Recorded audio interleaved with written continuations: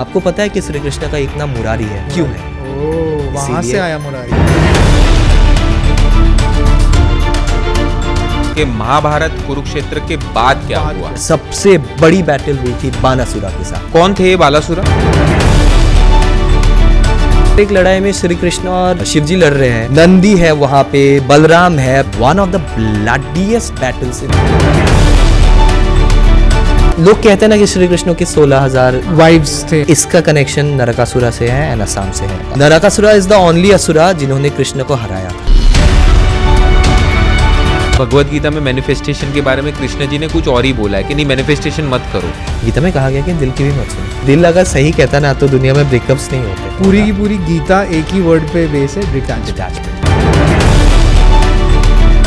मैं ना दिन में मरूं ना रात में मरूं, ना अस्त्र से मरूं ना शस्त्र से मरूं, ना लड़की से मरूं ना लड़के से मरूं, के बाहर मरो ना घर के अंदर। अब मैं बावन आपको बताता हूँ बाली का पुत्र कौन है।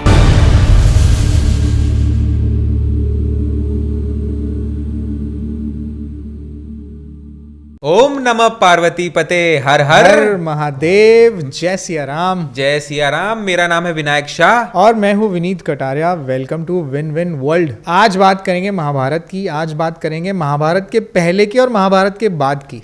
वेलकम अंतर अत्रेया। Thank you. कैसे हो भाई? बहुत बढ़िया and first time in Bombay as I told you. बहुत बढ़िया लग रहा है। एक बार आपके बुक्स के बारे में ऑडियंस को थोड़ा बता दो। कौन सी रिलीज हो गई है, कौन सी होने वाली है, क्या है? फर्स्ट बुक 2019 में आई थी, chronicles of the immortal Vishnu, जो कि एक best seller and award winning book थी। मतलब first novel actually, chronicles of the immortal Vishnu. And अभी आ रही है the clash of Harihara and I think it's one of the first books, if I am not wrong, जो एक साथ 2 languages में release हो रही है। Harihara the clash of Harihara is releasing both in English and Assamese because this is a story from Assam and I am an Assamese guy. हालांकि 10 साल मैं दिल्ली में रहा हूँ। सो दिसंबर मिड को रिलीज़ हो रही है, अराउंड 15 दिसंबर। ओम बुक्स के द्वारा पब्लिश्ड है वो इंग्लिश वर्जन में and I have been represented by the Book Bakers. तो yeah that's about my writing journey. वाह। पर एक चीज़ हमें बहुत इंटरेस्टिंग लगी थी जब हमने डिस्कस किया था कि कुरुक्षेत्र महाभारत जब हुई थी, कहाँ से शुरू करें? महाभारत के पहले से शुरू करें कि बाद से शुरू करें? बाद से शुरू करते हैं क्योंकि महाभारत कैसे शुरू हुआ था वो लोगों को पता है। एंड क्या हुआ वो भी पता है। वो भी एंड नहीं है, बीच तक पता है। मतलब कुरुक्षेत्र इज नॉट द कौरवों के हारने तक पता है। हाँ, मतलब एक चीज ये हो जाती कि कुरुक्षेत्र अपने आप में इतना बड़ा युद्ध था क्योंकि उसके बाद लोगों को कुछ दिखाना, कुछ बोलना। ऑफ कोर्स मेन जो महाभारत टेक्स्ट था उसमें तो काफ़ी, मतलब उससे कुरुक्षेत्र के बाद के सारी चीज़ें लिखी हुई है। लेकिन अभी हम कोई भी सीरियल की बात करें, कोई भी बुक की बात करें, तो आप कुरुक्षेत्र में इतने सारे मैटर होते हैं कि आप उसके ऊपर आप जा ही नहीं पाते हो। तो इसीलिए यही टॉपिक से हम स्टार्ट करते हैं कि महाभारत कुरुक्षेत्र के बाद क्या हुआ। एग्जैक्टली ऐसा नहीं हुआ था कि युधिष्ठिर चक्रवर्ती सम्राट मतलब कुरुक्षेत्र युद्ध तुरंत ही बन गए थे, ऐसा नहीं जीतने के बाद ही बन गए थे, ऐसा नहीं हुआ था। अच्छा। उनके बाद उनको अश्वमेध यज्ञ करना पड़ा, जो मतलब घोड़ा को छोड़ते हैं। एंड तो उस वक्त उन्होंने काफ़ी लोगों से लड़ाई की थी। असम में एक बहुत बड़े योद्धा ने टक्कर दी थी, Arjun, if I am not wrong, Arjun ने जाके लड़ाई की थी वज्रदत्त से। तो Vajradatta is the son of Bhagadatta and Bhagadatta was the oldest warrior जिन्होंने कुरुक्षेत्र में कौरवों की साइड से लड़ाई की थी। और वो इतने ज़्यादा ओल्ड थे कि उनके जो मतलब क्या आईलैशेस वो नीचे आते रहते थे। तो वो मतलब उसको ऐसे पकड़ के किसी से मतलब सुई धागे से मतलब सी के रखते थे ताकि वो होल्ड हो जाए, वो नीचे ना आए, नीचे बार बार ना आए। तो वो चीज़ होता है। And he was one of the finest warriors on elephants and Arjun को ऑलमोस्ट हरा दिया। और ये जो वॉरियर थे वो असम में थे। किरत किंगडम तो back then Assam, in fact parts of lower China, north eastern part, ये सारी चीज़ों को किरता किंगडम कहते थे। So he was basically the ruler of the Kirata kingdom. One of the finest elephant warriors थे ऑफ ऑल टाइम और उन्होंने बहुत तगड़ा मुकाबला किया था अर्जुन के साथ। या दिस इज वेरी। ये वॉरियर के बारे में कभी सुना नहीं। और आसाम का कनेक्शन भी महाभारत से इतना मैंने सुना नहीं था। That is something, being from Assam, लोगों को पता नहीं है कि we share the same mythology, same history. In fact किसी को पता नहीं कि नॉर्थ ईस्ट या फिर असम से कौन फ्रीडम फाइटर्स थे। So there was a very famous person called Maniram Dewan. There was a very famous person called Piyoli Phukan. सो उनके बारे में पता नहीं है. तो फिर जब तक हम लोगों को यही नहीं बताएंगे कि we share the common history, तब तक वो गैप मेरे ख्याल से कंप्लीटली ओवर नहीं होगा. नाउ इट्स अ वेरी मतलब काफ़ी हम प्रोग्रेसिव हो गए हैं, मतलब अभी तो काफ़ी बढ़िया है, बट स्टिल आई थिंक इसको थोड़ा और ज़्यादा एक्सप्लोर करना चाहिए. राइट. तो हम वो क्वेश्चन पे थे कि फिर महाभारत के बाद एक्चुअली क्या हुआ. युधिष्ठिर के या फिर पांडवों के बाद जो रूलर बने थे सम्राट, that was Parikshit, Arjun's grandson and Abhimanyu के बेटे. तो उनको भी लड़ना पड़ा with a Kaurava supporter Takshak जो थे कुरुक्षेत्र में. तो तक्षक के एंटायर फैमिली लिनेज के साथ उनको लड़ना पड़ा. तो ऐसे बैटल्स हुए थे. और इनके बीच जो लोगों को पता नहीं है, सबसे बड़ी बैटल हुई थी बानासुरा के साथ, जिसके ऊपर द क्लैश ऑफ हरिहरा मेरी बुक है. कौन थे ये बालासुरा? बानासुरा वो थे जिन्होंने कंस को बिगाड़ा. बानासुरा वो थे जिन्होंने नरकासुर को बिगाड़ा. सो बेसिकली बानासुरा वो थे जो हम कहते हैं ना, एक सड़ा हुआ आलू पूरे बास्केट को खराब कर देते हैं. तो बानासुरा वाज द ओजी विलेन, वो ओजी असुर थे. अच्छा, ओरिजिनल असुर वही थे. और तो बालासुरा ने पार्ट नहीं लिया था महाभारत में? नहीं लिया थे. वाज वेरी स्ट्रेटेजिक, उनको तब लेना ही नहीं था. वो बहुत बड़े शिव भक्त भी थे. शिव भक्त थे. इसीलिए क्लैश ऑफ हरिहरा में श्री कृष्ण और शिव जी आमने सामने खड़े थे. अच्छा. क्योंकि शिव जी ने बानासुरा को एक वरदान दे के रखा था कि जब भी तुम मुझे बुलाओगे मैं आऊँगा तुम्हारे साथ खड़ा होने के लिए. इसीलिए ये लड़ाई, ये युद्ध हुआ था. And this is known as one of the bloodiest battles in our history. मतलब आप खुद ही सोचा, अगर एक लड़ाई में श्री कृष्ण और शिव जी लड़ रहे हैं, नंदी है वहाँ पे, बलराम है, प्रद्युम्न है, तो आप खुद ही सोचो वो लड़ाई क्या हुई होगी. In fact my home town is Tezpur, my district is called Sonitpur. तो सोनितपुर का literal translation is city of blood. इसीलिए है क्योंकि ये वार में पूरा सिटी ब्लड, मतलब रिवर, मतलब पूरा मतलब रास्ता वास्ता सब खूनम खून हो गया था. It was all crimson, it was all red. ओ बाप रे बाप. बचपन से मैंने देखा है, वो सारी जगहें मैंने देखी है जहाँ पे ये लड़ाई हुई थी, जहाँ पे एक्चुअली बानासुरा की बेटी एक यादव प्रिंस के साथ, मतलब एक यादव प्रिंस के साथ प्यार में पड़ जाती है. तो बानासुरा गॉट अ चांस, उन्होंने उस यादव प्रिंस को किडनैप, मतलब एज एन इम्प्रिजन कर लिया. इसीलिए श्री कृष्ण को जाना पड़ा युद्ध करने, वो प्रिंस को छुड़ाने के लिए. और जब श्री कृष्ण गए तो फिर शिव जी को भी आना पड़ा, बिकॉज बालासुरा को उन्होंने बोला है कि मैं तेरा साथ दूंगा. एग्जैक्टली. और जिस जगह पे बानासुरा ने अपनी बेटी को मतलब कैद करके रखा था, that place is called Agnigarh. वो अभी भी तेजपुर में है. And it's one of the most famous places. मतलब अभी बढ़िया सा रोमांटिक प्लेस है. मतलब Tezpur is basically a plain, लेकिन उसी के बीच that is a elevated fort like चीज़ है. That's a miracle kind of a thing. और एक चीज़ होती है कि लोग लव स्टोरी की भी, हिंदुइज्म की लव स्टोरी की जब बात करते हैं, लोगों को इस लव स्टोरी के बारे में पता नहीं है. नहीं पता है. बालासुरा की बेटी और या कोई यादव प्रिंस के लव स्टोरी के बारे में ऐसा तो नहीं था कि बालासुरा ने ये प्लांट किया था? नहीं प्लांट नहीं किया था. अच्छा, ये प्रॉपर लव था. मतलब love उसकी बालासुरा की जो बेटी थी और यादव प्रिंस के बीच में प्रॉपर लव हुआ था, ट्रू लव. और फिर उसका ये फायदा बालासुरा ने उठाया. So Banasura is basically a very strategic person. मतलब कंस को, do you know first political coup in the entire world was जब कंस ने अपने फादर को, मतलब सिंहासन से नहीं फादर को ससुर की मदद से अपने फादर को मतलब गिराया सिंहासन से, उनको इम्प्रिजन किया और खुद सिंहासन पे बैठे. और वो चीज़ उनको बानासुरा ने कहा था, नरकासुर ने कहा था करने के लिए. सो उनका एक अलग अलायंस चल रहा था. और बानासुरा का ये भी मतलब था कि उनके जितने अलायंसेस थे, कृष्ण एक एक करके सबको मार दिया. सबसे पहले कंस को मारा, उसके बाद जरासंध, भीम के थ्रू जरासंध का वध हुआ, उसके बाद नरकासुरा को. And also this is very interesting, ये हम थोड़ी देर बाद आएंगे. Narakasur is also from Assam. तो Narakasura is the only asura जिन्होंने कृष्ण को हराया था.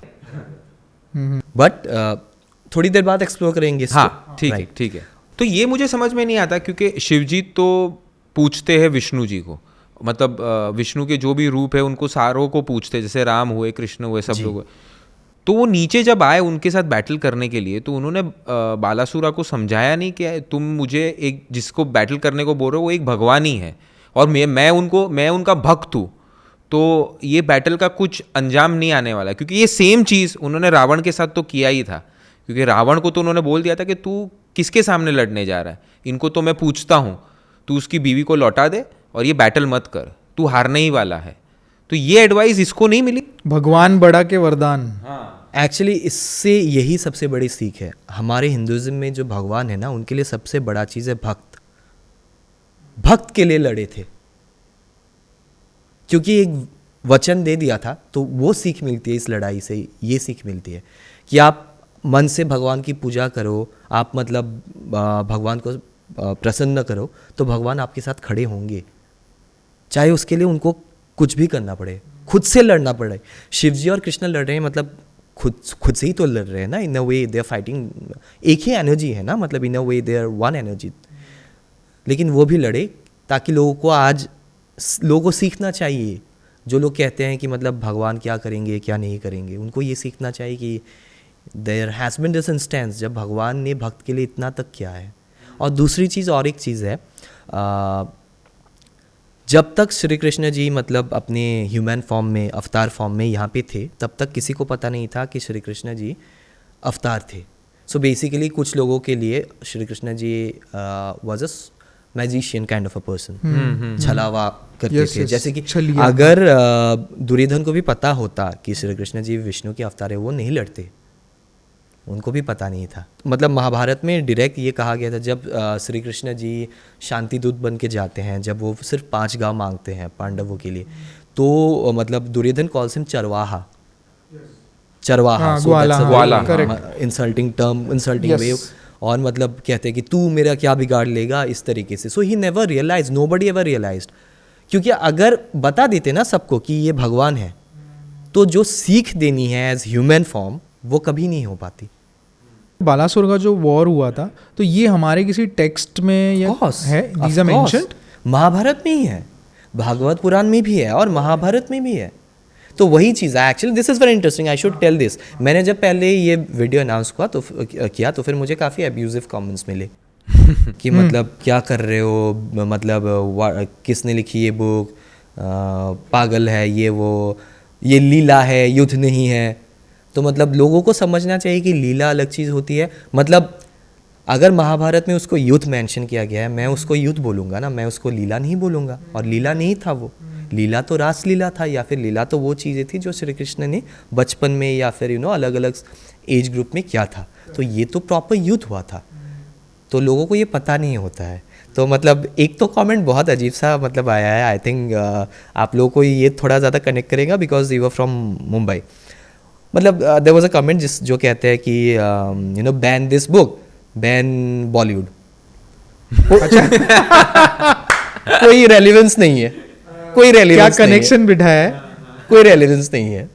तो चलो वो वॉर तो हुआ, वॉर के बाद आपने बोला कि आगे हम बढ़े अगर, तो उसके बाद क्या क्या चीज़ें हुई? बिकॉज हमने जो सुना था ना, मैं मेरा बता रहा हूँ कि टेक्स्ट में या जो भी हमने सुना था वो था कि महाभारत के बाद they went on to a paidal yatra है कुछ मोक्ष के उधर के। उससे पहले बहुत सारी चीज़ें हुई। तो वो जो मोक्ष की यात्रा है, जब 5 पांडव जा रहे हैं, उसके पहले भी काफ़ी बैटल्स हुए। और एक बहुत बड़ी बैटल हुई थी अर्जुन और अपने अर्जुन के एक बेटे के बीच। बब्रवाहन करके एक बेटे थे, ही वॉज फ्रॉम मणिपुर।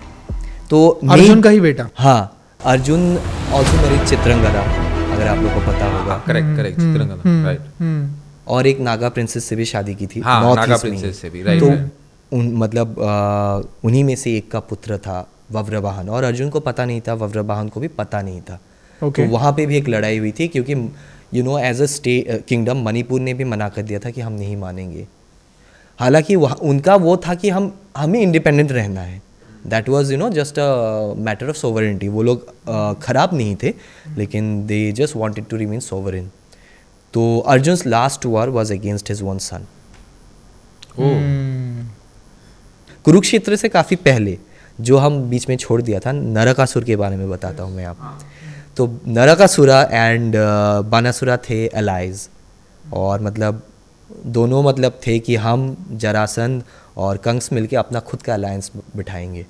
जो कुरु नरकासुर कंस और जरासंध और बानासुरा मिलके, और 12 चारों मिलके। बालासुरा तो ओजी है ना, वो तो हर जगह पे रहते हैं। तो मतलब ये लोग मिलके अपना खुद का एक अलायंस बनाएंगे, एंड उस अलायंस के साथ मतलब दे वांटेड टू कुरु साम्राज्य के ऊपर उठना था, या फिर और भी पावरफुल राज्य थे उस वक्त, जैसे कि छेदी थे, एंड पांचाल काफ़ी पावरफुल था, मथुरा काफ़ी पावरफुल था, द्वारका काफ़ी पावरफुल था। तो नरकासुर बहुत पावरफुल असुर थे, बहुत पावरफुल असुर थे, एंड ही वाज लाइक बानासुरा ने सारी चीज़ें मतलब एज अ पॉलिटिकल स्ट्रेटेजिस्ट की थी, लेकिन नरकासुरा मतलब वो गंदा ही था, he was evil, out and out evil. क्योंकि जो श्री कृष्ण, लोग कहते हैं ना कि श्री कृष्ण की 16,000 वाइफ्स हैं, हाँ करेक्ट। इसका कनेक्शन नरकासुरा से है एंड असम से है अगेन। अच्छा, 16,000 वाइफ्स का। एग्जैक्टली। तो क्या हुआ था, नरकासुरा वाज लाइक मतलब वो अलग अलग राजा मंत्रियों के मतलब जिसको भी पसंद आया, अट्रैक्टिव फील हुआ, मतलब उस महिला को वो उठा के अपने हैरम में रख लेते थे। ऐसे ऐसे रखते रखते ऑलमोस्ट 16,000 या फिर एग्जैक्टली 16,000 मतलब किसी और के वाइफ्स अपने हैरम में नरकासुरा ने रख लिया, असम में। तो मतलब और उसके ऊपर ही वॉज अ टिरेनिकल रूलर, और तभी बानासुरा वाज ट्राइंग टू कनकर स्वर्ग। तो फिर बानासुरा अपने उसमें मतलब वो स्वर्ग में एक लड़ाई लड़ रहे थे, तो नरकासुर अपने में यहाँ मस्त था, कर रहा था अपना काम। तो तभी मतलब श्री कृष्ण आए थे उन सारी महिला को आज़ाद कराने के लिए। तो जब वो आए तो उनके साथ आई थी श्री कृष्ण की थर्ड वाइफ सत्यभामा। तो सत्यभामा देवी के साथ आए थे लड़ाई करने के लिए नरकासुरा के साथ। तो जो हम मतलब कुछ लोग इसको भी क्रिटिसाइज़ करते हैं ना कि हिंदुज़म में वुमेन एम्पावरमेंट नहीं होता है, तो ये कहते हैं कि श्री कृष्ण के एक ऐसे वाइफ थे जो लड़ाई करने के लिए युद्ध में उतरे थे। और एक चीज़ आपको पता है कि श्री कृष्ण का एक नाम मुरारी है, ऑफकोर्स पता है, क्यों है ये लोगों को पता नहीं है। नरकासुरा का एक मुरारी मुझे लगता था बांसुरी बजाते थे, तो शायद नहीं, सबको वो लगता है। मुझे भी एक्चुअली ये काफ़ी लेट पता चला, लेकिन ये काफ़ी इजीली अवेलेबल है। अगर आप गूगल भी करोगे ना कि why is Krishna known as Murari, Mahabharata में तो है ही, कृष्ण गोविंद हरे मुरारी, हाँ, तो मतलब वो मिल जाएगा। तो मुरारी वॉज बेसिकली नरकासुरा का जनरल था, चीफ जनरल। तो मुरा था उनका ना, मुरा था जनरल, हाँ, चीफ जनरल। तो मुरा का वध किया, इसलिए मुरारी, द स्लेयर ऑफ मुरा मीन्स, मुरारी का मतलब है द स्लेयर ऑफ मुरा। वहां से आया मुरारी, इसीलिए मुरारी। लेकिन जब श्री कृष्ण नरकासुर के साथ युद्ध कर रहे थे तो एक तीर मतलब अचानक से आके श्री कृष्ण को लग गया and Shri Krishna became senseless. तब सत्यभामा जी ने वध किया नरकासुर का। तो ही बिकेम सेंसलेस, मतलब अनकॉन्शियस हो गए कि क्या? अनकॉन्शियस हो गए, हाँ। बाप रे। वही कहते हैं ना, सेक्रेड गेम्स में एक काफ़ी पॉपुलर डायलॉग था कि भगवान हमसे कहानियों में बात करते हैं। तो शायद भगवान श्री कृष्ण जानबूझ के उस वाले युद्ध में बेहोश हो गए थे ताकि सत्यभामा जी नरकासुर का वध करे। और हाँ, आज हम इस चीज़ को एज अ लेसन ले कि actually females are at par with man. Example set करने वाली चीज़ होती है। क्योंकि जिसने श्री कृष्ण को बेहोश कर दिया उसको अगर सत्यभामा मार रही है तो सत्यभामा कितनी पावरफुल होगी। एग्जैक्टली। पर एक डिफरेंस मैंने देखा है कि विष्णु जी, जैसे शिव भगवान, जो शिव जी है, जो भोले बाबा है, वो इतने भोले हैं कि वो असुर हो या देवता हो या कोई भी हो, जो उनकी भक्ति करेगा उनको वरदान दे देते हैं। पर विष्णु जी ऐसे नहीं है। मुझे लगता है विष्णु जी उनको ही देते हैं वरदान जो प्रॉपर भक्त है और जो इविल साइड पे भक्त नहीं है। ये मुझे एक डिफरेंस हमेशा दिखा है। एंड ये इस चीज़ को मैंने एक्चुअली मेरी बुक में वो जो आइडियोलॉजिकल डिफरेंस है ना उसको एक्सप्लोर किया है। हाँ, it's a big ideological difference. Big ideological difference. Shiv ji के लिए सब समान है, इसीलिए शिव जी जब सती माता से विवाह करने जाते हैं तो बारात में भूत प्रेत एवरीबडी वाज देयर, असुर सब लोग थे।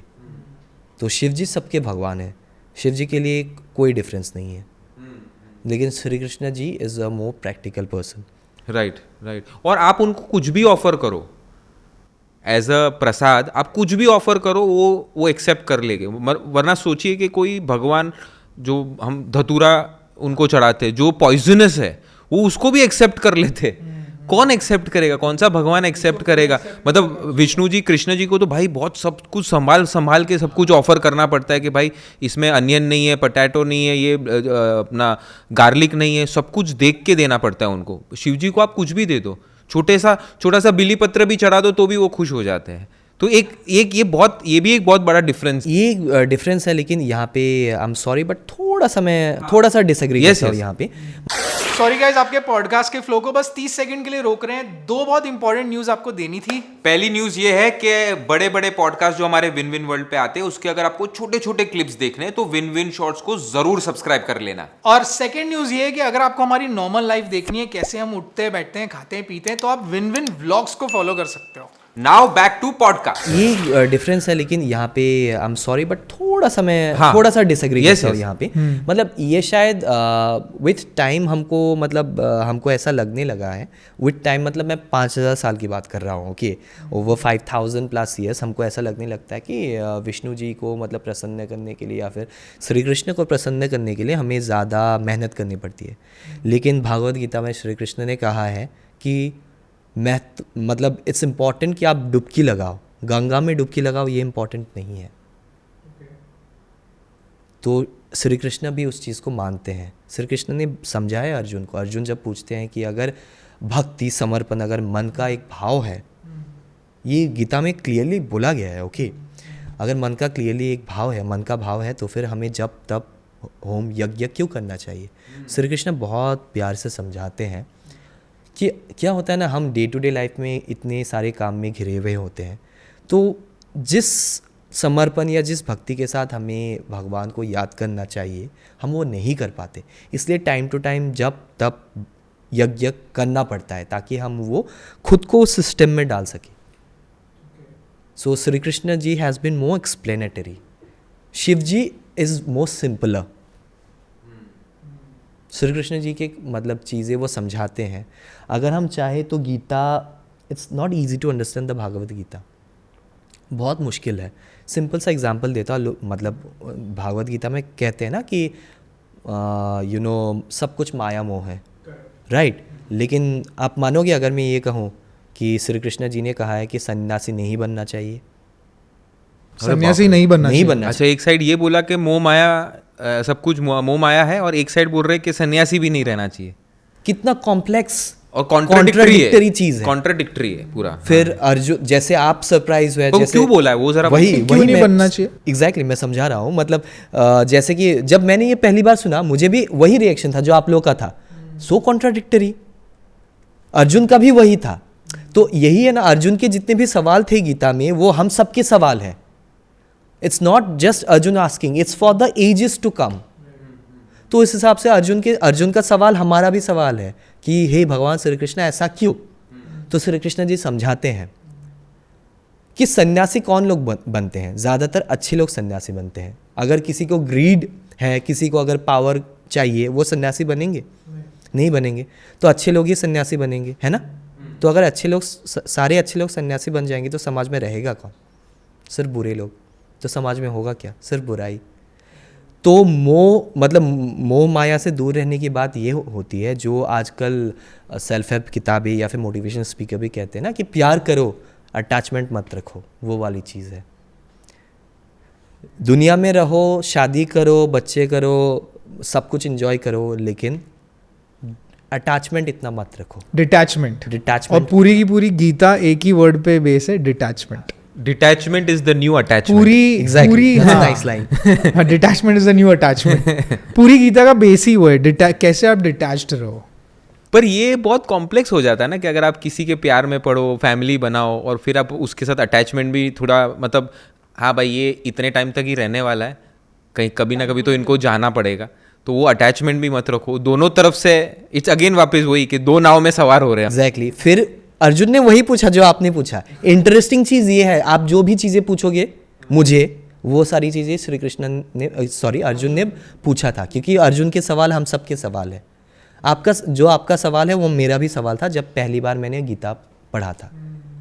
तो इसमें भी श्री कृष्ण ने समझाया है, डिटैचमेंट का मतलब ये है कि be a giver, B selfless. मतलब अगर आप किसी को इसलिए प्यार करते हो क्योंकि आपको बदले में प्यार चाहिए, तो वो प्यार है ही नहीं, वो व्यापार हो गया।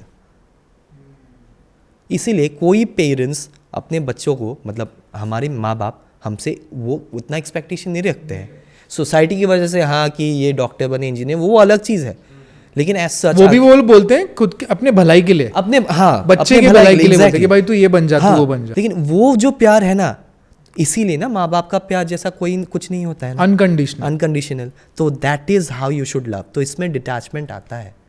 सो डिटैचमेंट हम एक शब्द है जिसको हम इंग्लिश के डिक्शनरी के मीनिंग से अगर हम सिर्फ देखेंगे वैसे नहीं होते हैं। हमें मतलब शब्दों के एसेंस को पकड़ना होता है। We really need to understand what is the essence behind whatever is being said. नहीं तो मतलब अगर हम वर्ड बाय वर्ड जाएंगे तो फिर तो मतलब बहुत अजीब हो जाएगा। ये बोला है लोगों ने कि हम जभी पढ़ते हैं भगवत गीता, हर टाइम हमें कुछ अलग मीनिंग समझ में आता है। वो हुआ था आपके साथ? मैंने भागवत गीता पढ़ा है अराउंड 4-5 टाइम्स, और मैंने सुना है in form of audio books 22+ times. हर बार अगर अभी मैं कह रहा हूँ मुझे अभी सुनने का मन कर रहा है वापस होके, तो अभी आई हैव अ ले over of 6.5 hours at the Calcutta airport, तो फिर वहाँ पे शायद अभी मतलब मेरा मन हो रहा है, मैं शायद भागवत गीता सुनूंगा। आई एम श्योर कि मुझे लगा कि ओ गॉड, ये चीज़ अगर पहले पता होता तो आज मैं इस पॉडकास्ट में इसको भी कह सकता था। तो ऐसी चीज़ है वो, कभी भी मरते दम तक सीखते जाओगे, ऐसी चीज़ है वो। और एक दूसरी चीज़ है, जो लोग कहते हैं कि मतलब महाभारत में भी एक बहुत बढ़िया कहानी है।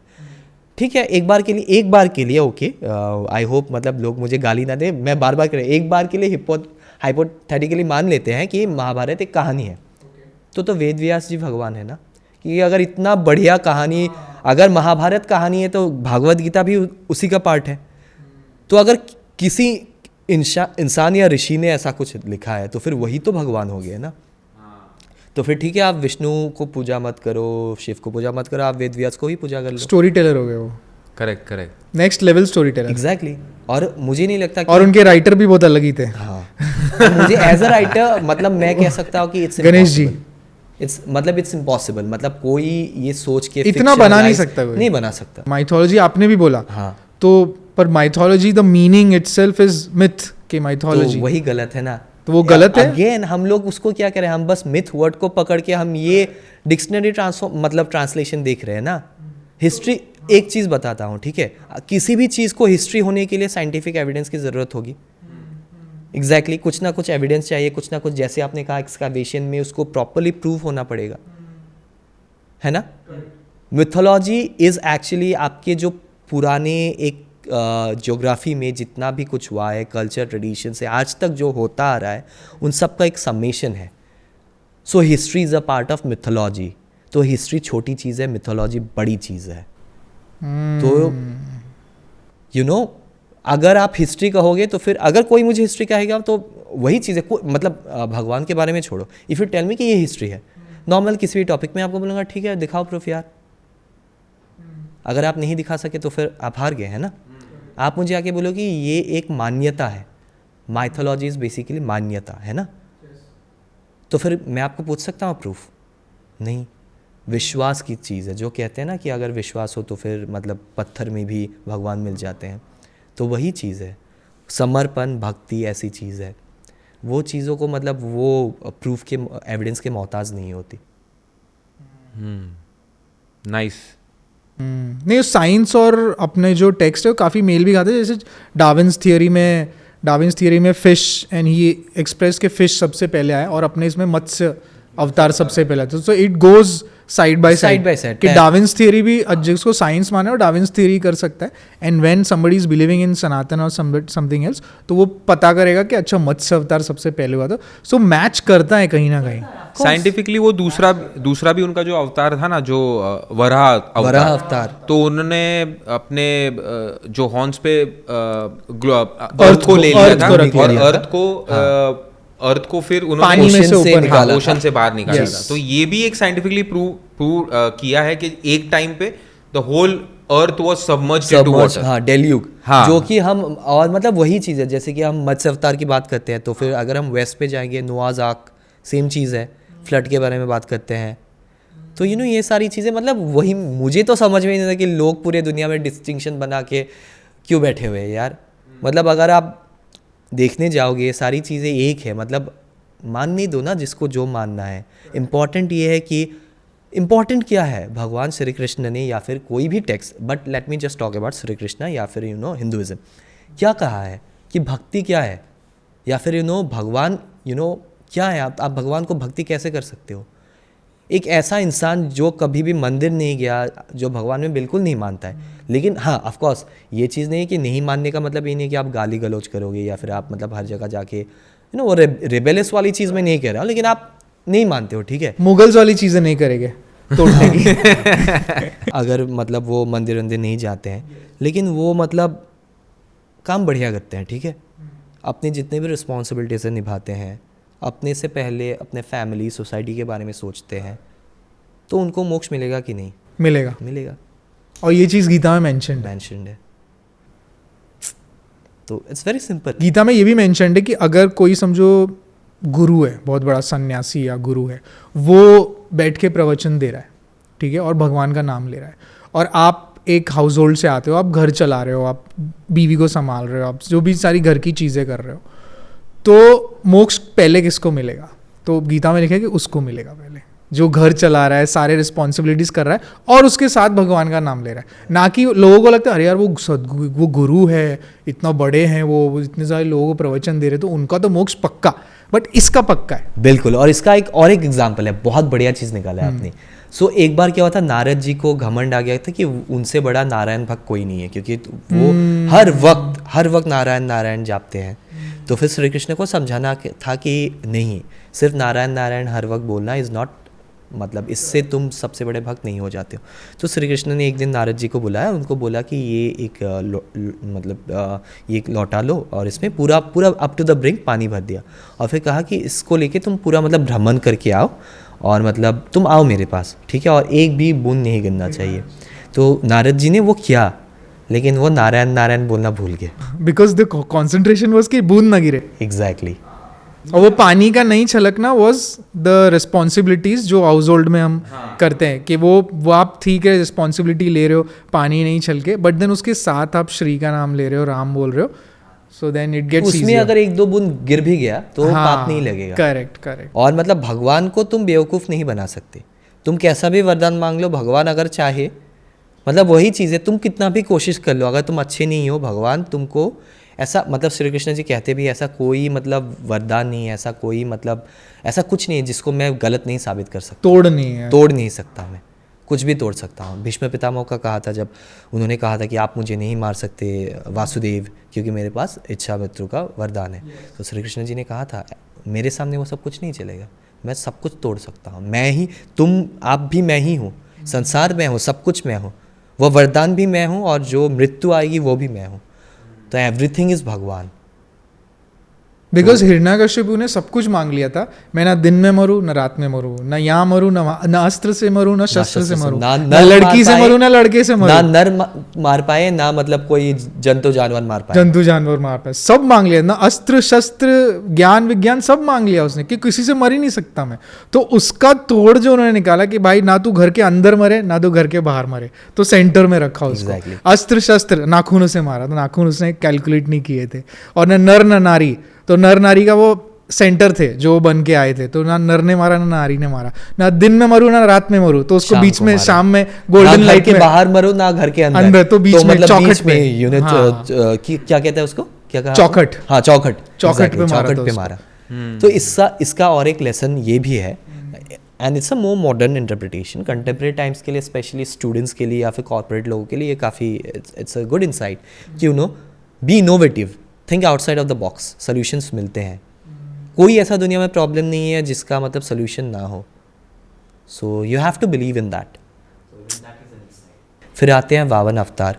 ओके, तो यहाँ पे काफ़ी इंटरेस्टिंग चीज़ आ जाती है। वामन अवतार ने किस असुर को, ये मैं आप दोनों को लाइक एक मोमेंट के लिए मैं मतलब होस्ट बन जाता, आप लोग गेस्ट हो, तो let me ask you a question. That's interesting, let's do a role play. मैं शीट को नीचे रख देता हूं। एग्जैक्टली। तो आप बताइए मुझे, वामन अवतार ने किस असुर को मतलब क्या किया था, किस असुर के साथ क्या किया था? बाली, माँ बाली के साथ क्या था एग्जैक्टली, क्या उन्होंने उनके ऊपर पैर रख दिया था? नहीं, उन्होंने पहले पूरा बताइए। बाली ने बोला कि भाई आप ये हो, गुरुजी टाइप या जो भी है, आप जो मांगोगे ब्राह्मण, आप जो मांगोगे मैं दूंगा। बाली को बहुत अहंकार था कि I am the one, I am the only one, और वो एक्चुअली में राज भी करता था पृथ्वी और इस सब जगह पे।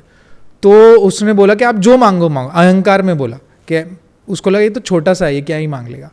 तो उन्होंने बोला वामन ने कि ठीक है मैं जो मांगूंगा दे दोगे? उन्होंने हाँ दे दूंगा। बोला ठीक है मेरे को 3 पग जमीन दे दो कि जितना मैं चलूँ, या पैर पग 3 पग जमीन। तो ये खुश हो गया कि भाई क्या ही मांग ली तू, मतलब उसको लगा दिमाग से कम है ये। तो बोले कि हाँ ले लो, उसमें क्या है। तो उसने 1 पग रख दिया पाताल में, 1 पग रख दिया अपना स्वर्ग में, और 1 पग उसको लेके अब कहाँ रखूँ। तो वो बाली समझा कि भाई आप अलग ही दुनिया हो। तो उसने अपना सर आगे कर दिया कि आप 1 पग मेरे सर पे रख दो तो मैं भी आपका। तो ये मुझे जहां तक पता है ये दिस इज द स्टोरी। और फिर पैर उनके ऊपर रख दिया था और वो पाताल लोक में भेज दिया था। And he is immortal, he is immortal, he is immortal, Chiranjeevi है। हाँ चिरंजीवी है। अब मैं आपको बताता हूँ बाली का पुत्र कौन है। बाली का पुत्र बानासुर। बालासुर, ओके। बालासुर वो जो सबसे डेडलीस्ट, अच्छा ओजी, द ओजी ऑफ असुर। बाप रे, ओहो। बाली का पुत्र Balasur, Banasur. And Banasura is the great grandson of Prahlad. तो प्रहलाद तो इतना मानते थे भगवान को और ये, और उनका ग्रेट ग्रैंडसन ऐसा। प्रहलाद के पिता कौन थे? हाँ ओके ओके ओके। तो बीच में एक ही ऐसे आ गए, एक ही आए थे। हाँ हाँ हाँ, कि एक आ गए कि भाई जो भगवान में मानते थे, बाकी सब असुर। और इसका एक स्टोरी है, मतलब चलो वो भी बताता हूं। नाइस पॉइंट यार। हाँ प्रहलाद किसी को भी नहीं पता होगा, किसी को पता नहीं है। प्रहलाद भगवान विष्णु के मतलब इतने बड़े भक्त इसलिए बने क्योंकि जब प्रहलाद की मदर, मतलब जब प्रहलाद अपनी माँ की कोख में था तो वो नारद जी के पास थे, क्योंकि उस वक्त मतलब Hiranyakashyap was fighting against the asuras. तो फिर मतलब नारद जी ने मतलब उनको संरक्षण दिया था। तो क्योंकि नारद जी के पास थे तो नारायण नारायण नारायण सुनते प्रहलाद वैसे बने भक्त। ये भी लोगों को ज़्यादा पता नहीं है। नाइस। और ये लिखा गया है? हाँ लिखा गया है। अच्छा, उनके मेमोरी में वो बैठ गया होगा नारायण नारायण। जैसे अभिमन्यु को पता चला था ना कि चक्रव्यूह के बारे में माँ के कोख में ही पता चला। The same thing. Right right right. तो वही चीज़ें मतलब हिंदुज़म से ऐसी ऐसी चीज़ें निकल के आ सकती है ना। आप मतलब वही मैं कभी कभी सोचता हूँ as a writer, as a story teller सोचता हूँ कि वेस्ट ने मार्वल बनाया, ये बनाया, हमारे पास इतने मैटर है, इतनी चीज़ें हैं। ऑफ कोर्स अभी लोग बना रहे हैं, जैसे कि अश्वत्थामा पे एक मूवी आई थिंक बन रही है, विकी कौशल एक्ट, और एक अभी कल की भी रिलीज हुई। कल की, बट ये तो थोड़ा अलग हो गया। बट मतलब ये तो काफ़ी प्रॉपर मूवी होगी। राइट, रामायण बन रही है वापस से। हाँ रामायण बन रही है। रामायण तो मतलब यू नो टीवी पे आ चुकी है फिर। Right right. बट अभी एक्सप्लोर किया जा रहा है इस चीज़ को। Yes yes. और ये लास्ट आप देखोगे ना, लास्ट 2-3 इयर्स से काफी लोग स्पिरिचुअल ज्यादा हो रहे हैं। ये मैंने तो ऑब्जर्व किया है लास्ट 2-3 इयर्स से। People are getting more spiritual. आप टेम्पल्स में देखो रश कितना बढ़ गया है हर जगह पे। वरना अगर आप देखो कि न्यू ईयर के बाद जो फर्स्ट डे होता है, लाइनें लगी हुई होती है मंदिरों में, लाइन। पहले कोई नहीं जाता था 1 जनवरी को, 31 को पार्टी वार्टी करके सो रहे होते हैं भाई। 1 को हॉलीडे रहता है, काम पे नहीं जाना, कहीं नहीं जाना। यहाँ पे लोग सुबह सुबह पहुंच गए होते लाइन लगा के। आज ऐसा माहौल हो गया है फ्रॉम लास्ट 2-3 इयर्स। कोई भी बड़ा ओकेजन हो, समझो दिवाली है या नवरात्रि का दशहरा है, कोई भी बड़े बड़े ओकेजन्स देखो आप, मंदिरों में लाइन बढ़ गई है। एंड ये स्पिरिचुअलिटी बढ़ रही है लोगों की। And I think it is also the need of the hour, क्योंकि हमारे लाइफ इतना ज़्यादा मैकेनिकल होता जा रहा है, इतनी स्ट्रेस है, एंग्जाइटी है, डिप्रेशन है। तो फिर if you don't go the spiritual way, थोड़ा फिलोसॉफिकल वे में अगर नहीं जाएंगे तो फिर हम सर्वाइव नहीं कर पाएंगे। और कृष्ण ही एक ऐसे अवतार थे कि जो अपने आप में ही एक भगवान हो गए। श्री राम भी थे। श्री राम भी है, बट कृष्ण जितने हैं, मतलब कृष्ण को मानते कि बहुत सारी जगहों पे उन्होंने बोल ही दिया था कि मैं ही सर्वस्व हूँ, मैं ही भगवान हूँ। बहुत सारी जगहों पे, बहुत सारे इंस्टेंस में, मतलब डायरेक्टली नहीं बोला होगा, हाँ, बट इनडायरेक्टली उन्होंने बोल दिया था। राम जी को कभी आप सुनोगे नहीं कभी ऐसा बोलते हुए नहीं सुना। मतलब इसीलिए हम कहते हैं ना, Ram ji has all those qualities जो एक अच्छे इंसान में मतलब होना चाहिए, एज इन हम्बल होना, ह्यूमन फॉर्म वालों को जो होना। हाँ हाँ। तो अभी हम देखते हैं, जैसे कि अभी हम कुछ मूवीज़ या फिर कहीं भी हम देखेंगे कि यू नो राम जी को थोड़ा एग्रेसिव दिखाया जाता है। राम जी ज़िंदगी में कभी गुस्सा नहीं हुए थे, कभी नहीं हुए थे। जब रावण का वध हुआ था and Ravana was dying on the battlefield, तो राम जी ने कहा था लक्ष्मण को कि जाके उनसे सीखो, वो बहुत बड़े विद्वान हैं। ऑल्सो एक चीज़, मतलब लोग कभी मुझे, इनफैक्ट ये असम में एक पॉडकास्ट में मैंने ये बताया हुआ है, आई am just telling this in Hindi. लोग पूछते हैं कि भगवान क्यों नहीं दिखते हैं। भगवान को अगर देखना है तो फिर पहले हमें अर्जुन बनना पड़ेगा, जो हम कोई नहीं बन सकते। Do you deserve to see God? मतलब भगवान इतना सस्ता तो नहीं हो सकते ना कि हर किसी को दिखाते फिरेंगे, राइट? तो अर्जुन जैसा होना पड़ेगा ना उसके लिए। कर्ण, लोग कर्ण को बहुत मानते हैं, but Karna is a very misinterpreted character. Mahabharata में जब कर्ण का वध हुआ था, होने से पहले श्री कृष्ण ने बताया था कर्ण को कि क्यों तुम्हारा वध किया जा रहा है। सो कर्ण ने पूछा कि मेरे साथ इतना इनजस्टिस हुआ, ये हुआ वो हुआ, तो अभी मैं मजबूरी में कौरव के साइड में आके लड़ रहा हूँ। मैंने ज़िंदगी में कोई पाप नहीं किया है, दानवीर हूँ, तो मतलब मेरी गलती क्या है प्रभु? कर्ण भी जानना चाहते थे कि मेरी गलती क्या है। फिर श्री कृष्ण कहते हैं कि आपकी सबसे बड़ी गलती और पहली गलती ये है कि आपने अपने कम्युनिटी के लिए क्या किया। आपको सूत पुत्र कहा गया ना, तो आपने सूतों के लिए क्या किया? आपने लो कास्ट के लोगों के लिए क्या किया? कुछ नहीं किया आपने। आप अंक के राजा बन गए, आप इतने पावरफुल थे। आप अगर चाहते तो फिर आप ये जो कास्ट का जो गलत चीज़ है उसको आप हटा सकते थे, डिस्क्रिमिनेशन को हटा। हाँ, क्योंकि कास्ट एक्चुअली गीता में भी कहा गया है, it's basically just a segregation of job lines. Kshatriya, Brahmin, वो जो जॉब आप करते हो, तो गीता में वो ही बताया गया कि वो आपका कास्ट है। बट अभी कलयुग में एक अलग ही उसको एक कलयुग नहीं, इनफैक्ट आप देखो तभी भी मतलब लोगों ने डाइल्यूट कर दिया था। महाभारत के टाइम में भी वो था, इसीलिए तो कर्ण के साथ डिस्क्रिमिनेशन हुआ ना कि ये शूद्र है, हाँ, ये तो ये है। लेकिन श्री कृष्ण ने कहा था किसी का पिताजी ब्राह्मण हो सकते हैं और बेटा क्षत्रिय हो सकता है, क्योंकि पिताजी विद्वान हो सकते हैं और बेटा लड़ रहा है, तो लड़ रहा है, धर्म के लिए लड़ रहा है, देन ही बिकम्स अ क्षत्रिय। और हो सकता है कि पोता बिजनेस करे। दूसरी गलती बताई गई थी कि आपने द्रौपदी को वैश्या कहा था भरे सभा में, और वो उसका कोई खंडन नहीं है, उसका कोई खंडन नहीं है। और एक चीज़ भी कही गई थी जी, उन्होंने कहा था कि तुम मेरे दोस्त दुर्योधन की जांग पे आके बैठो। हाँ, नहीं, वो दुर्योधन ने खुद कहा था। नहीं, वो बोला था, वो दुर्योधन ने तो कहा ही था, पर वो उसने बोला था कि उसमें तुम्हें, हाँ, और एक चीज उन्होंने बोली थी कि तुम तो ऑलरेडी 5 हस्बैंड्स की वाइफ हुई, तो तुम्हें क्या तो लज्जा, तुम्हें तो कोई एतराज नहीं है, होना हाँ। चाहिए ये सब चीज से। तो ये भी उन्होंने कहा था। उसने बहुत सारी बुरी चीज, पर उसने उसके लिए बाद में कृष्ण भगवान के सामने वो मान भी लिया था। हाँ, मान लिया था, it was late, it was very late. एक बार आपने बोल दिया तो बोल दिया। सो श्री कृष्ण का ये भी था कि अगर आप कर्ण को कहा था, अगर आप कौरवों के साथ खड़े नहीं होते, कौरव ये युद्ध नहीं कर पाते। अगर आप न्यूट्रल भी होते, कौरव नहीं लड़ते, क्योंकि दुर्योधन का सबसे बड़ा ताकत कर्ण था। क्योंकि दुर्योधन को पता था कि द्रोणाचार्य हो, भीष्म हो, वो मन से तो वो सब लोग पांडवों को प्यार करते हैं ना। भीष्म ने आशीर्वाद किसको दिया था विजय का? अर्जुन को दिया था। ओनली कर्ण ऐसा था जो दुर्योधन का शील्ड था। उन्होंने भी अपना धर्म ही निभाया एक तरीके से, काफी बड़ा शील्ड था। और वो, और क्योंकि कृष्ण नहीं आते ना तो वो मरता भी नहीं, और वो भी मारा गया उसको चीटिंग करके, जब वो अपना रथ का या कुछ बदल रहा था तब शायद उसको मारा। तब मारा गया। फेस ऑन से नहीं मारा, फेस ऑन से नहीं मारा, लेकिन ये बहुत इंटरेस्टिंग है, फेस ऑन में कर्ण 2 बार अर्जुन से हार चुका है। अच्छा, हाँ, एक बार विराट युद्ध में, जब मतलब पांडवों का वनवास खत्म हो गया था, फिर उनका 1 साल का अज्ञातवास भी था, तब वो लोग एक किंगडम में थे।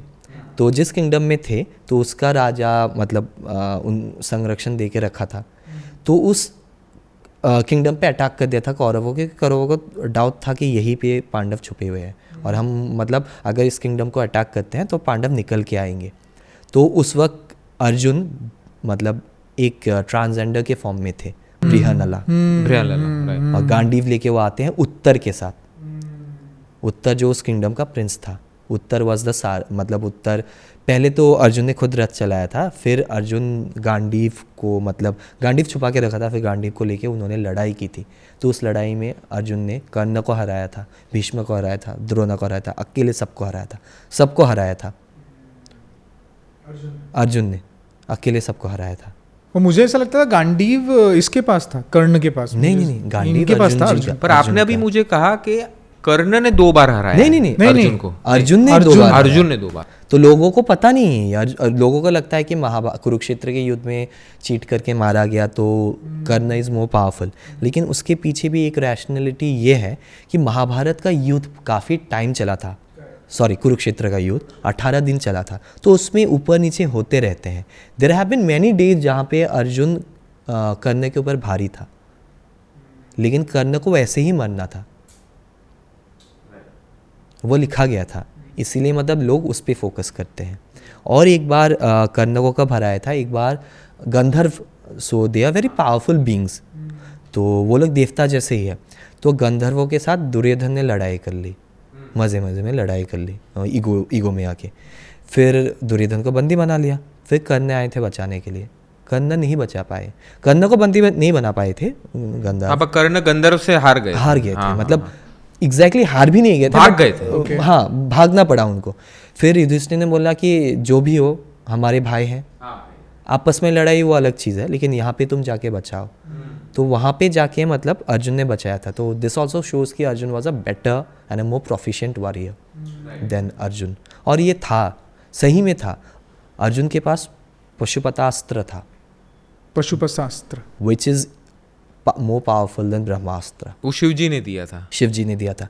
अर्जुन शिव जी के साथ लड़े थे, मतलब शिव जी एक हंटर के फॉर्म में हंटर के फॉर्म में आए थे, डिस्गाइज होके, क्योंकि वो एक्चुअली उनके लिए ही वो मंत्र जाप कर रहा था, राइट, शिव जी को प्रसन्न करने के, क्योंकि वो कृष्ण ने उनको बोला था कि तुम जाओ अभी, बिल्कुल, तुम जाओ ध्यान में जाओ और शिव जी को याद करो, और इतना याद करो कि वो आ जाए और तुम्हें एक शस्त्र दे। और वो आए थे और फिर उनसे उनकी लड़ाई हुई थी, राइट। और उसमें वो हार गए थे, उनको समझ में आ गया अर्जुन को कि ये सामने जो आया है कोई नॉर्मल इंसान नहीं है, क्योंकि उन्होंने क्या किया था, ये एक बहुत अच्छा सीन भी है कि अर्जुन ने एक एरो लेके मारा था पेड़ पे, और वो पेड़ के शायद टुकड़े हो गए थे, तो उन्होंने फिर बोला आप करो, तो उन्होंने बिना देखे ही सिर्फ एरो मारा था जो साधु आए थे, और वो पेड़ के टुकड़े हो गए, उन्होंने देखे बिना, तो वो समझ गया कि नहीं, ये तो कोई समझ गए थे, ही इज नॉट नॉर्मल। तो फिर उन्होंने कहा आप अपना रियल रूप दिखाइए, तब फिर शिवजी आए और फिर उन्होंने उनको पशुपतास्त्र दिया। हाँ, राइट, बहुत इंटरेस्टिंग यूज हुआ था महाभारत में, यूज हो गया, बहुत इंपॉर्टेंट था। पशुपतास्त्र इज बेसिकली एटॉमिक हो गया, नहीं वो थोड़ा अलग है, it's like a remote control weapon, तो ये काफ़ी इंटरेस्टिंग है। सो इसके लिए मुझे अभिमन्यु वध के बारे में बताना पड़ेगा, ठीक है।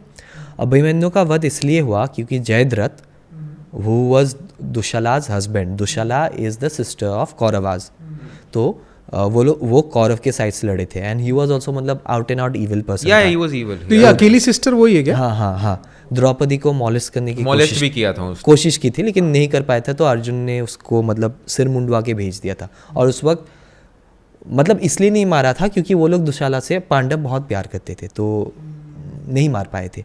लेकिन उस वक्त किसी वॉरियर को अगर आप मतलब मुंडन करके भेज दोगे राजा को, तो फिर वो इट्स ग्रेटर देन मतलब मौत से बहुत बड़ी सज़ा है।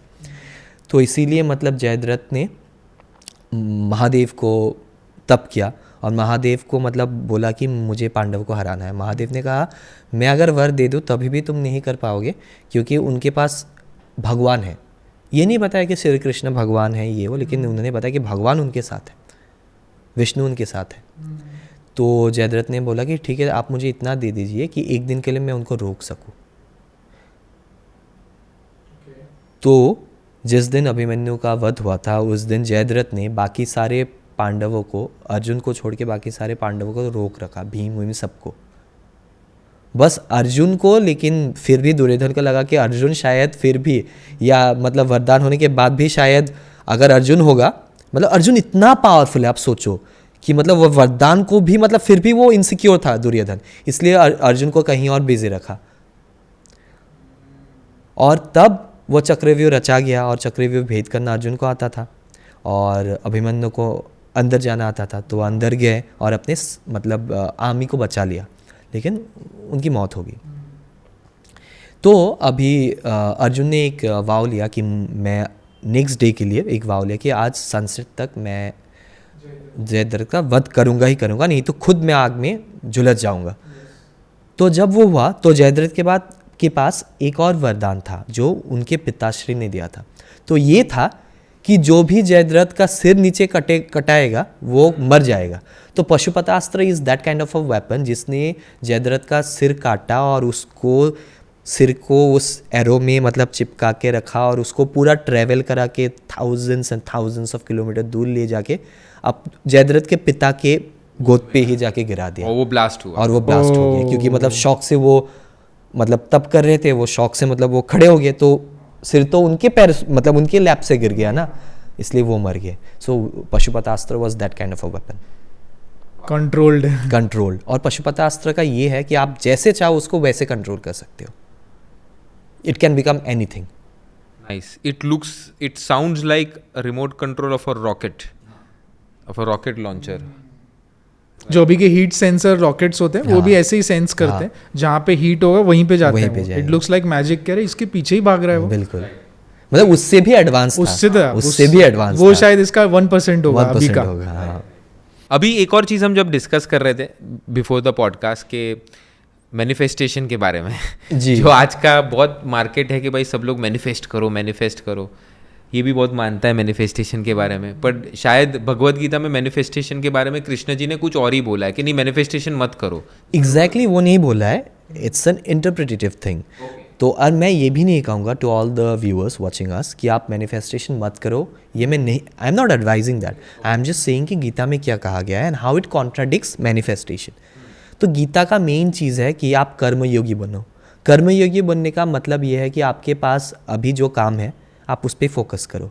आप अपना काम भी आप खुद चूज़ नहीं करते हो, आपके सामने जो काम आता है, आपकी जो ड्यूटी है वो आपको फुलफिल करनी है। That is being a true karmayogi. और आप बिल्कुल रिजल्ट के बारे में सोचो ही नहीं।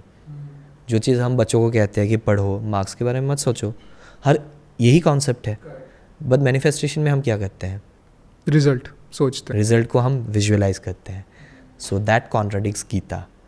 उस पे क्या होता है, व्हाट आई बिलीव कि मतलब हम अनजाने में वी आर चेसिंग रिजल्ट्स। जब हम मैनिफेस्ट करते हैं we are at the end chasing results. Bhagavad Gita कहते हैं कि रिजल्ट के बारे में सोचो ही नहीं, क्योंकि रिजल्ट तुम्हारे हाथ में कभी होगा ही नहीं। और ये मेरी ज़िंदगी में हुआ है। I used to believe in manifestation, मैंने किया भी था, एंड फिर अभी मुझे लगा कि वो उससे काफ़ी बेटर है ये वाली चीज़ कि रिजल्ट के बारे में सोचो ही नहीं। सिंपल से एग्जांपल, अगर आज मैं इसके बारे में मैंने कुछ प्रिपेयर नहीं किया, आपने मुझे कहा था कल कि प्रिपेयर किया ना, एक तो this is my 38 our without sleep, तो एक तो मेरा काफ़ी काम हो रहा था, तो फिर टाइम मिला ही नहीं। और मैं आई ऑलवेज डू इम्प्रॉम्प्टू। मैं अच्छा हुआ नहीं हो प्रिपेयर करके। हाँ, और मैं नहीं कर सकता। अगर मैं प्रिपेयर करता, अगर मैं सोचता व्यूअरशिप के बारे में, तो फिर मुझे नहीं लगता कि मैं इतना कैंडिडेटली बोल पाता। तभी एक फ्लो होता, हम डिस्कस करते कि पहले ये बोलेंगे बाद में ये बोलेंगे, और लोगों को कहीं ना कहीं इतना रियल नहीं लगता वो चीज़।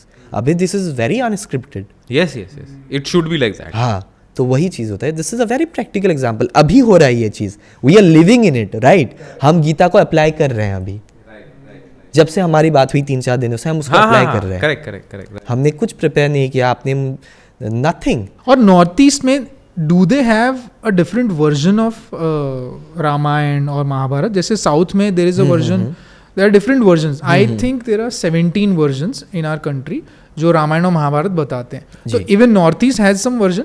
No, they don't have a version. They don't have a version. Okay, they वो वही एक्सेप्ट करते हैं, मतलब जो यहाँ पे नॉर्थ वेस्ट साउथ से इतना रिलेट नहीं करते हैं। तो एक वर्जन में सीता को उनकी बेटी बताया गया है, रावण की। And honestly I be honest, मैंने वो वर्जन्स नहीं पढ़े हैं। नहीं पढ़े। और एक लास्ट में कोई क्वेश्चन पूछना था कि डेथ या मृत्यु के बारे में क्या सोचते हो आप? कुछ मानते हो उसको कि भाई ये एक एंड सर्कल होगा कि नहीं? ये एंड नहीं है, सिर्फ एक एनर्जी पास ऑन होगी, सिर्फ बॉडी एक्सटिंग्विश होगी। तो डेथ मृत्यु के बारे में क्या ख्याल है? जो आपने कहा ना, इट्स एनर्जी पास ऑन होगी। So you know I have to tell this, हाँ, कि अगर आप हिंदुज़म में मानते हो आपको पुनर्जन्म में मानना पड़ेगा। बिकॉज इसीलिए अभी मैं एक सच्ची बात कहता हूँ, मैं अभी अगर कुछ भी छोटा सा भी अगर गलती करूँ या फिर कुछ इफ़ आई थिंक कि ये सीनफुल है, हार्मलेस है लेकिन सीनफुल है, ठीक है, मैं नहीं कर पाता। इसलिए नहीं कर पाता क्योंकि मैं बिलीव करता हूँ कि हाँ, इस जन्म में अगर मैं बच भी गया, अगले जन्म में नहीं बचूंगा। इसका मतलब इस जन्म की गलती का रिपरकेशन अगले जन्म में कहीं ना कहीं से मिल सकता है, पे करना ही पड़ेगा। पे करना पड़ेगा, भरपाई तो करनी ही पड़ेगी। तो मतलब मेरा एक थियरी है, I may be wrong and that is open to the viewers to criticise. तो एक मेरा है कि हम सोचते हैं ना कभी कभी बच्चे होते हैं हैंडीकैप, पैदा होते ही हैंडीकैप होते हैं या फिर 1-2 साल की उम्र में मौत हो जाती है, सो इट्स वेरी सैड। तो मैंने इस पर काफ़ी मतलब I thought a lot about this कि क्यों, मतलब उनकी क्या गलती हो सकती है। तो मुझे वही समझ में आया, it has to be something about the past life. So basically we are all परमांश, परमात्मा का एक अंश, परमांश।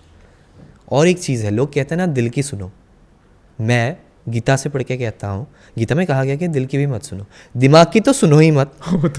वो तो अलग लेवल पे चल रहा है। दिल की भी मत सुनो। हाँ। अगर हम दिल की मतलब अगर हम दिल अगर सही कहता ना तो दुनिया में ब्रेकअप्स नहीं होते, राइट? राइट, वो वाली चीज़ हो जाती है। हमको सुनना चाहिए कंसाइंस की, कंसाइंस मतलब आत्मा की।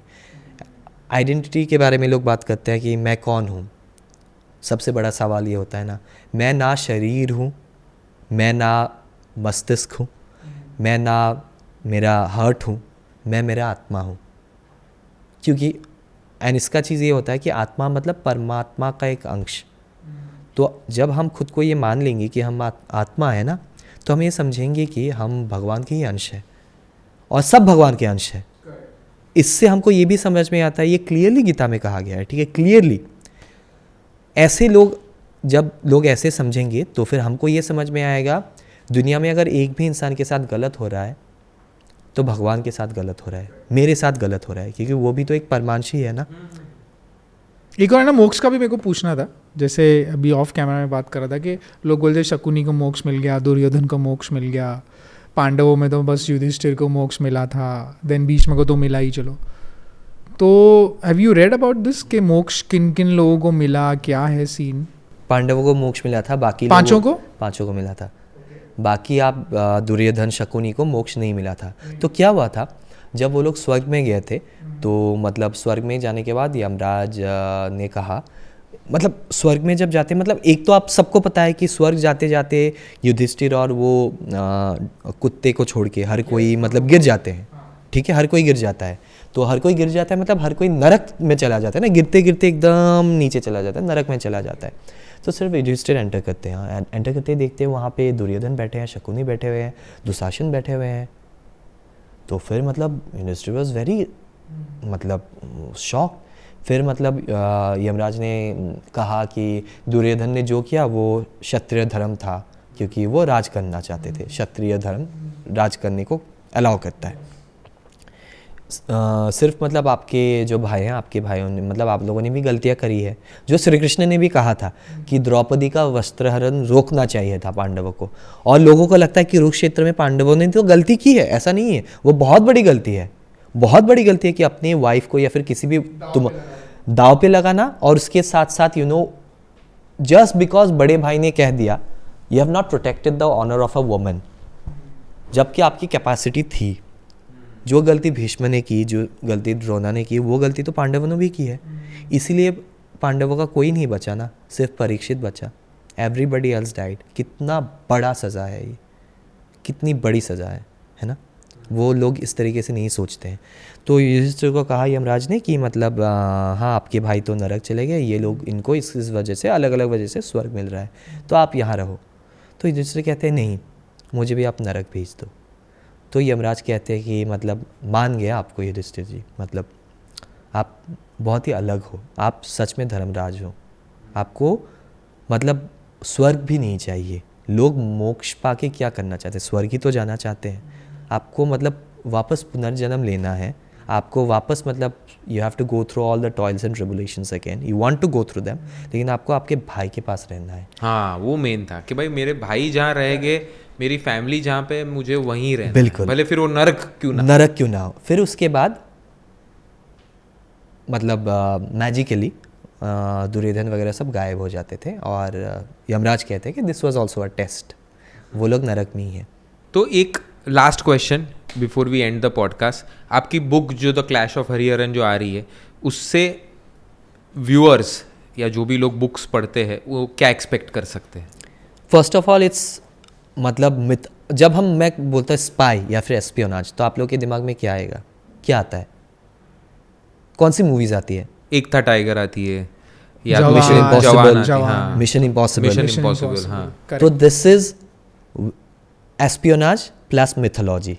उस वक्त मतलब जो गुप्तचर थे कैसे काम करते थे वो काफ़ी बढ़िया से एक्सप्लोर किया गया है, बहुत बढ़िया से पूरा सिस्टम बताया गया है। उसके बाद कुरुक्षेत्र के युद्ध के बाद कौन कौन पांडव के साथ एक्चुअली थे, कौन कौन अंदर ही पॉलिटिक्स कर रहे थे, बानासुरा के साथ और कौन कौन थे, नरकासुरा और बानासुरा, कंस कैसे एक साथ आए थे, वो सारी चीज़ें भी फ्लैशबैक में दिखाई गई है। एंड देन आखिरी 2 चैप्टर्स हरिहरा वार पे है। And I am very thankful to my publisher कि मतलब उन्होंने एक वर्ड भी नहीं काटा है वार से। वाह, very good. And this as a writer I feel very proud, क्योंकि ऐसा नहीं होता है। हम राइटर्स और एडिटर्स के बीच हमेशा एक टसल होता है, सो मेरे उसमें नहीं हुआ। सो आई एम वेरी थैंकफुल कि उन्होंने उतना मतलब 2 चैप्टर्स मतलब ऑलमोस्ट 50 पेजेस का वार है, लेकिन उनको वो पसंद आया। वो वार मतलब अगर आपको सही में देखना है, पढ़ के अगर देखना है कि पुराने ज़माने में एक्चुअली वार कैसे होते थे, I will give you a scene, okay? I think इसके बाद आपको समझ में आ जाएगा। किसी भी वार में ये चीज़ नहीं दिखाया गया है except Battle of Bastards in Game of Thrones. उसमें थोड़ा सा मतलब वार का एकदम सही डिपिक्शन दिखाया गया है, बट वेरी शॉर्ट। तो वार में क्या होता है ना, मेरे यहाँ पे एक सीन है कि एक एक वॉरियर है, उसको 3 वॉरियर घेर लेता है। तो एक उसके ऊपर चढ़ के एकदम मतलब तलवार सर से घुसा के मतलब एकदम पेट से बाहर निकाल देता है। दूसरा उसका एक मतलब आम काट के उसको फेंक देता है। तो ये आम घूम घूम के किसी और पे लगता है, वो किसी और पे गिरता है, वो किसी और पे गिरता है। तो युद्ध ऐसे होते हैं, और युद्ध में इतना ब्लड होता है, आप कभी कभी अपने सोल्जर्स के ऊपर आपको पता है कि ये जिंदा है लेकिन ये मरेगा, तो आपको उसके मुंह के ऊपर चढ़ के जाना पड़ता है। So just imagine the mental trauma. लोग वॉमिट करते हैं, दे शिट इन देयर पैंट्स। तो ऐसा होता है वार, एक्चुअली ऐसा होता है, specially medieval times, ancient times में ऐसे होते थे वार। तो उस हद तक दिखाया है मैंने वार। और श्री कृष्ण और शिव जी ने क्या किया, वेपन्स यूज़ किए, सारे वेपन्स कैसे कैसे बने थे, क्या थे, everything is there. Even Ashoka has mentioned this kind of war.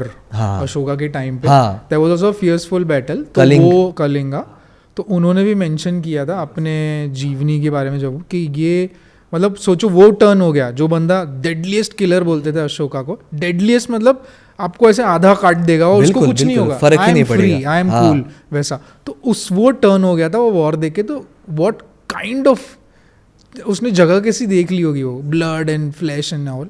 तो उसने भी ये सेम चीज़ डिस्क्राइब की थी कि wars are very this thing, war बहुत ब्रूटल होता है। एंड उसके साथ देयर इज शायद हिंदुइज्म का सबसे इंटरेस्टिंग रोमांटिक स्टोरी है, जिसकी वजह से ये युद्ध होता है। ऐसा क्या है, बानासुरा की बेटी और Yadav Prince. So it's a very beautiful love story. It's a violent love story. Exactly, that's a nice Violent tagline. love story. Nice tagline. Violent love story.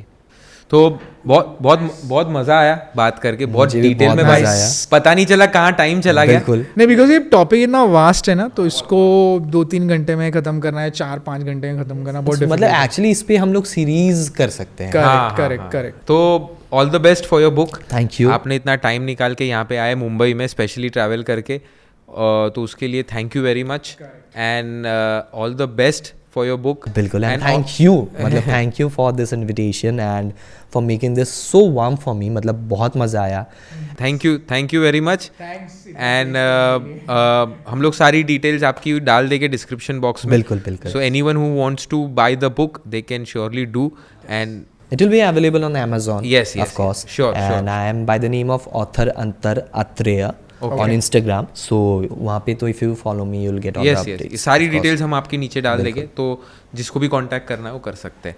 Thank you once again. Thank you Antar, thanks for coming. बहुत मजा आया, मुझे बहुत मजा आया। मुझे बहुत मजा आया। चल, थैंक यू।